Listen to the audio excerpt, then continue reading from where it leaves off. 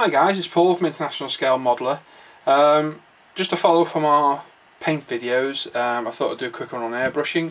So I'm just going to quickly run through all the equipment I use, all through from the spray booth, the compressor, tools and what have you, through to my airbrushes, the reasons I use them, what they're used for, the airbrushes themselves, why I like them, pros, cons, etc.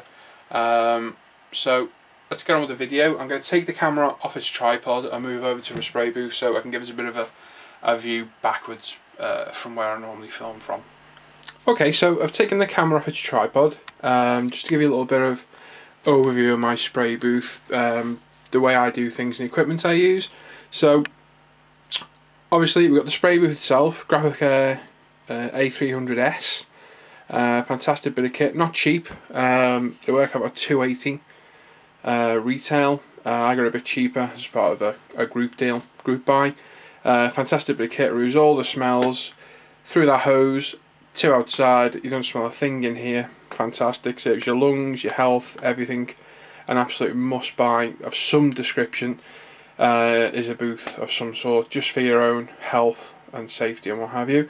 We've got a couple of daylight tube lights on top. Hope to upgrade that at some point to the single one I've got above my work desk, but for now they do the job. Inside, obviously you got the base, the little bit of the top and sides, and a bit of kitchen towel on the bottom just to catch any spills and what have you. Underneath, my compressor, which is a Pash. It's quite an old one, a few years old now, probably 5-6 years old. I bought it second hand. Fantastic knob at the front and the dial. You can put whatever pressure you want on there, all the way down and all the way up to 30 plus psi. Airbrush hose runs up to my airbrush stand with 4 airbrushes. We'll run through those in a minute.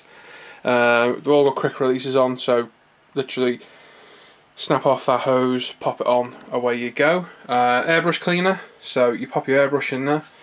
You can empty all the contents of the colour cup, to say spraying it into the atmosphere or through your filter on your airbrush booth. Various thinners, which we went through in the paints videos. So all 4 there, they're all thinners. Behind those we've got cleaners, and to the right cleaning fluids as well. A little empty tub, bit of cotton, tissue paper in for emptying the colour cup contents out of, say wasting it all through the cleaner. Cotton buds, cocktail sticks, various tools, pipettes, brushes, etc., stirrers and what have you. We've got various airbrush tools at the back in the carousel, as you can see. A pair of pliers for getting stuff and paint lids open. I'll go through the tools in a minute when we go through the airbrush. A couple of Tamiya stand, one for models, one for bits and bobs. So if you've got a lot of bits and bobs to dry, you've got plenty of holes, clips and what have you to hang them on there. So that gives you plenty of room to put parts to dry. So basically that's my spray booth area. If I give you a little bit of an overview. So this was originally over on the far right hand corner, but it looked a bit untidy. I was never completely happy with it, so it now lives over here. Obviously storage either side, plugs everywhere, paper on the floor, nice to see. So that's it, absolutely superb bit of kit. So what I'll do now is we'll head back over to the desk, back on the tripod, and we'll have a look at the airbrushes and some of the tools used for airbrushing. Right, you've seen a basic overview of what I use. Obviously now we're back to my airbrushes. I've got 4, I've just collected them over time, no specific reason as to what particular ones they are, just ones I've managed to buy at some point. They've all got their uses. It might seem overkill having 4. I've got my reasons, which I'll go through and explain now. So I've got 2 Iwaters and 2 Harder Steenbecks. 2 Harder Steenbecks. This one, my Evolution. I've had this now for 2+ years, easy. It's got the setting back on it, so it restricts your trigger pull. It's got the easy wipe nozzle on it to wipe off your needle quite easily. All the seals, because it's an older one, they're not the cellulose resistant ones. I've replaced them all, so they are. Larger colour cup. This was the Evolution set. Came with the 0.2 and the 0.4 needle. I never used the 0.4. I haven't used it once, to be honest. But the option's always there if I need to spray something a little bit larger or what have you. Comes with a 2mm, I think it is, and a 4mm or 5mm colour cup, which is the one I use all the time. Very, very nice airbrush, absolutely superb, very easy to work on, strips right down, every single component comes apart, so it makes it a lot easier to clean and what have you. Absolutely superb airbrush. It's had that much use.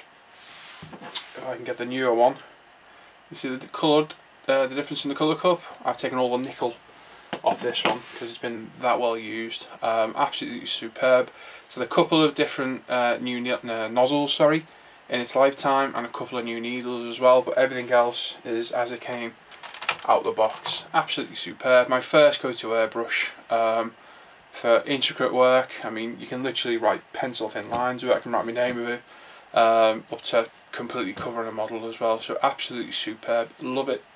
My favourite, so that one I just use for Tamiya paints and Mr. Hobby. Nothing else goes in there.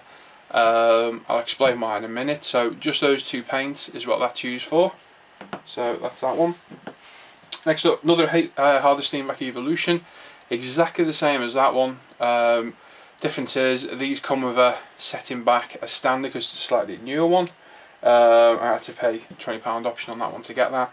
Again, it's got the pinch tip on it, the larger colour cup. This wasn't an Evolution double set, this was just the single airbrush, so I had to buy the larger colour cup for it.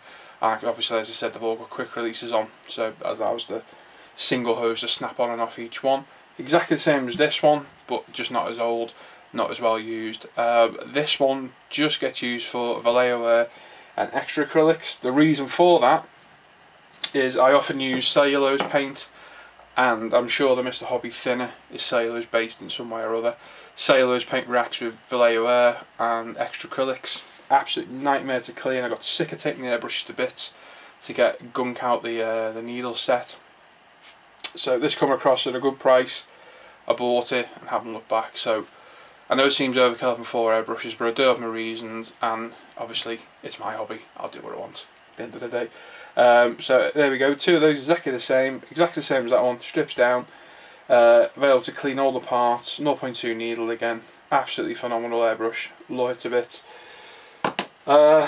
Next one, Iwater Revolution. It's probably Iwater's competitor for this one. Nice difference in this one, you get a cap on the colour cup. The only downside is colour cup doesn't come off, so you can't replace or take it off to clean. Lovely airbrush again, quick release on it again.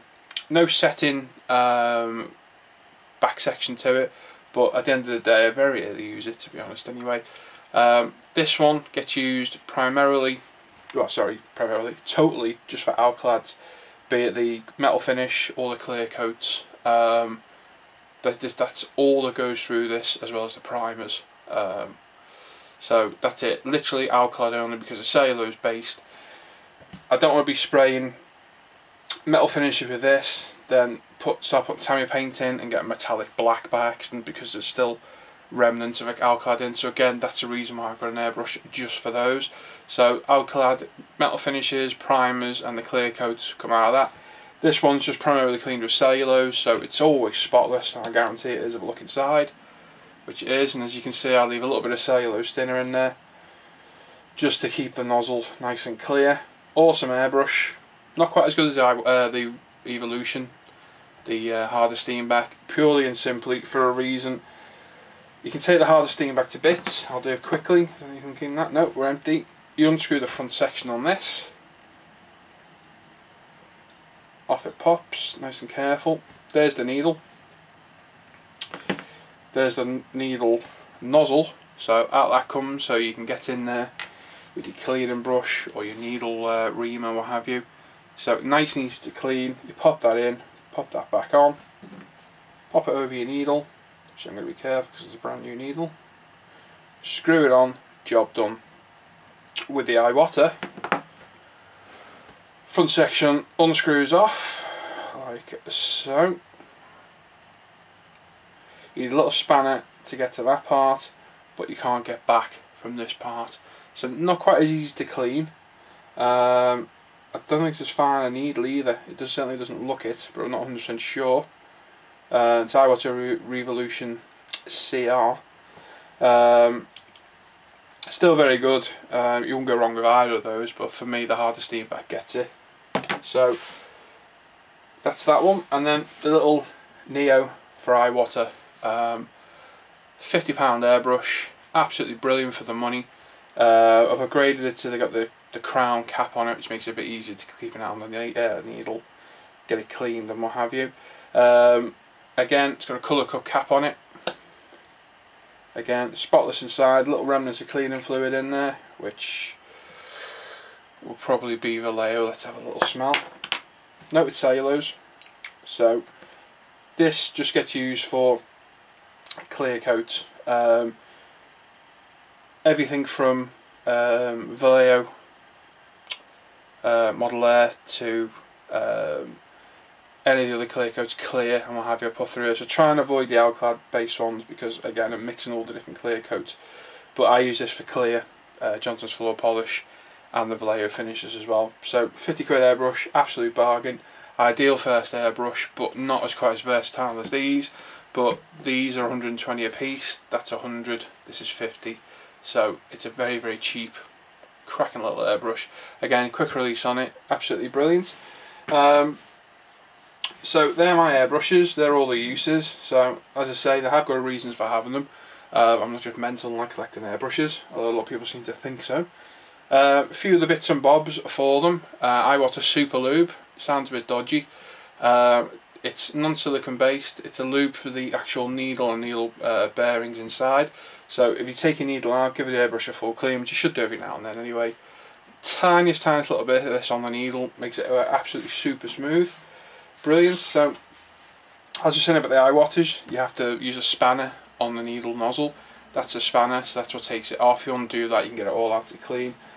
Not quite as versatile as the harder Steenbeck, but easy enough to clean still, not much of a problem. We've got a set of needle nozzle cleaners, so various sizes there to get up and in the airbrush to get any stuff and paint out and what have you. And then the two harder Steenbeck tools. The little needle nozzle brush, absolutely invaluable. All different sizes, gets in every single little part of that airbrush, from the nozzle, the centre sections through to the air channels. Every single part you can get through with this, absolutely superb. And the most important tool of all, the harder Steenbeck nozzle reamer. So as I showed you, you can take it out of this one, you can get right in there with this, get every last single speck of paint out of there, and your airbrush is always spotless. But I find, keep them clean after every use. Like I say, I use windscreen washer fluid to clean them through. The reason I use that, it's cheap, I can put as much through, I'm not worried about cost. So once I finish spraying, if it's Tamiya or Vallejo, I'll fill the colour cup up with that, give it a real good rinse through. A lot of the time I like to backflow it, so I get a bit of tissue, hold it over the end, give it some air, pull back a bit. That directs the airflow back into the airbrush and bubbles up in the cup, so that pushes back any specks of paint, flecks of paint, dry paint and what have you. That first lot I'll just ditch into that little plastic tub I showed you before, give the airbrush a wipe. Whatever's left behind I'll then use the appropriate cleaner, be it for Vallejo, Tamiya, cellulose, whatever, to get the majority out. Give it a good old spray through, make sure there's no remnants in there, and most important of all, somebody once told me, don't let the airbrush sit dry, leave a little bit of cleaner in there, so next time you come to it, everything's moist, nothing's dried or set, a little bit of a spray, get rid of everything, and away you go. Doing that, I have to strip these down probably once every 2 weeks for a complete clean, and normally that's only when I've left the airbrush to one side, but I've been filming or you know, made a mistake, dropped a bit of paint or something, what have you. So it really is very minimal upkeep the way I clean them that way. So that's my basic airbrush setup. If you've got any questions, give me a shout and I'll try and answer them. Hopefully next time, in one of the next videos following, I'm hoping to do like a small paint test review. So I'll start with the primers, show all the different primers, how they go down, the effects that happens with and without primer as well. Then I'll start going through all the different paints I use, again to the clear coats and what have you, cleaners. We'll see if we can set up a load of videos like that to cover the whole broader aspect of the airbrushing side. Most of my painting, just while I'm on about it, is done at about 20-25 psi. That'll be with Vallejo, Tamiya, Mr. Hobby and what have you. Extra acrylics, I tend to spray a little bit lower, about 20 psi, just because they're a lot thinner. And the alclads, the primers are about 15 psi, the clear coats are about 15 to 20, and the actual metal finishes, they recommend between 10 and 15. I spray at about 10. Sorry, 10 and 15. I spray at about 10. So it's quite a bit of stuff to remember, but if you don't airbrush, it makes a massive difference. It makes painting a lot easier, a lot quicker, a lot less fuss. You start getting yourself into a more organised side of modelling, because you start looking at the instructions, picking parts to do in batches, because there's nothing worse, nothing in the instruction going, oh, those 3 parts are black, I'll spray all those together now. And you go back, and then the next section says, oh, this bit's black as well, and you think, oh god. So it makes you look ahead through the instructions, and you start batching what you've got to paint. So you end up just spraying 10 parts in black, 3 in white as you go through, so you can do step by step, and it makes your model a lot more systematic and easier on yourself as well. And obviously doing it that way, you also brush paint less, because you can, there's clever ways of doing it, I will cover it at some point. You can brush paint, airbrush every single little part if you're clever enough, just leaving the odd 1 or 2 parts you need to brush paint. So again, you get a better finish that way, making your models look more professional as you go. So that's it for this short video. I hope you like what you've seen. Like I say, any questions, give me a shout. It's Paul at International Scale Modeller. Check out our website, forum, I always say website. I'll put the link in the YouTube description. It's www.inscalemodeller.com. And I'll see you next time for our next video. So take care, thanks for watching.